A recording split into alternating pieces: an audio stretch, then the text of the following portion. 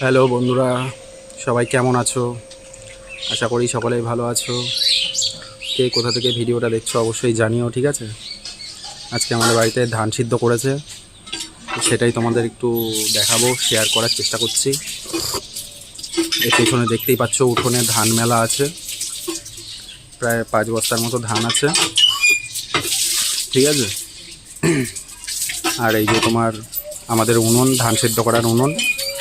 কত বড় কড়াই দেখেছো? কড়াই না তাপাল বলি আমরা। একসাথে 5 বস্তার মতো ধান সেদ্ধ হয়ে যায় একবারে। আর এটার মুখটা দেখেছো কত জ্বালানি লাগে, প্রচুর পরিমাণে জ্বালানি লাগে। জ্বালানি দিতে থাকো, শেষ হবে দিয়েই যাও, জ্বালানিতে আর পোষায় না। এত বড় উনুন, এত বড় খাই, ঠিক আছে? এই জায়গাটা যে পিঁপড়া কামড়েছে এখনো পর্যন্ত জ্বালা করে যাচ্ছে। তো চলো এখন ধানটা একটু ঘাটবো আমি, সেটাই তোমাদের একটু দেখাবো।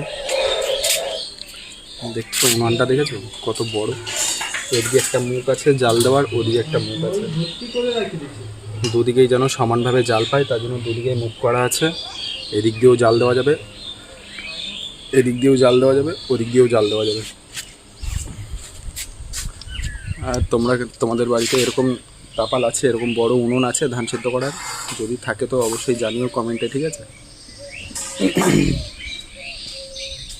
দেখো একটু দেখাচ্ছি ভেতরটা তোমাদের। এত বড় খাই দেখেছো?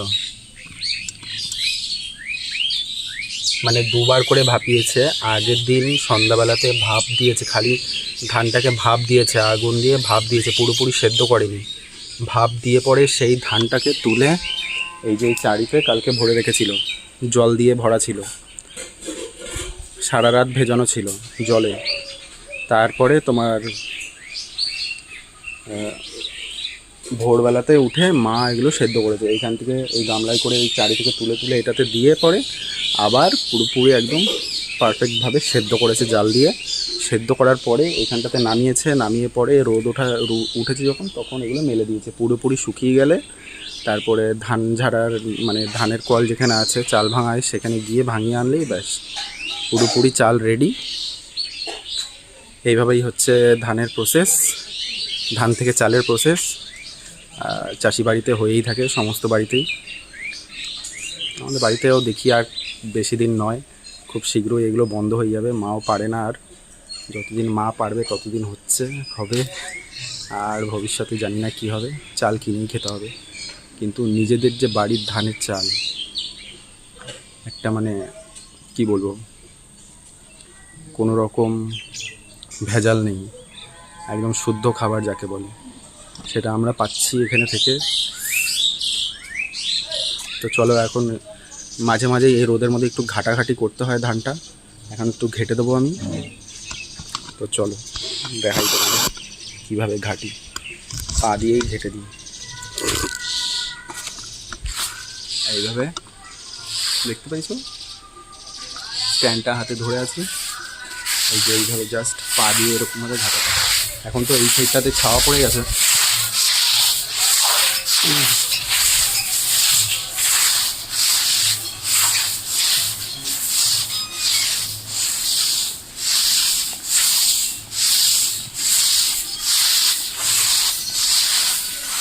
প্রচণ্ড রোদ এই সাইডটাতে, প্রচণ্ড রোদ।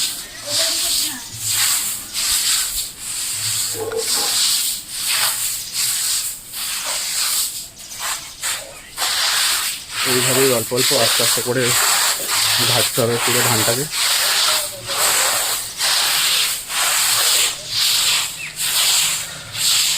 কোনটা এক জায়গায় রাখি, দিয়ে পরে ঘাটি, নাহলে পরে অসুবিধা হচ্ছে।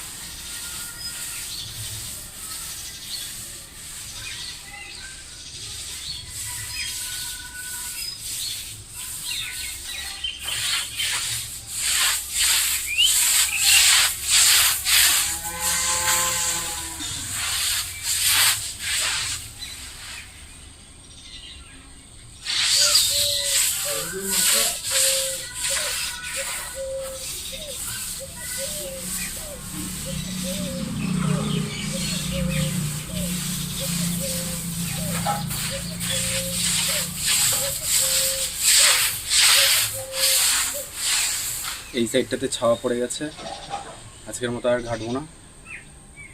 একটু পরে পুরোপুরি ছাওয়া পড়ে গেলেই এগুলো সব বস্তায় ভরে নিতে হবে, বুঝলে? সব ধানগুলো বস্তায় ভরে ঘরে রেখে দেবো। আবার কালকে রোদ উঠলে, কালকে রোদে দিলে এখন যা রোদের তাপ, এক রোদেই পুরোপুরি শুকিয়ে যাচ্ছে। তো চলো বন্ধুরা, টাটা, ভিডিওটা এখানেই সমাপ্ত করলাম। সকলে ভালো থাকবে, সুস্থ থাকবে, নমস্কার।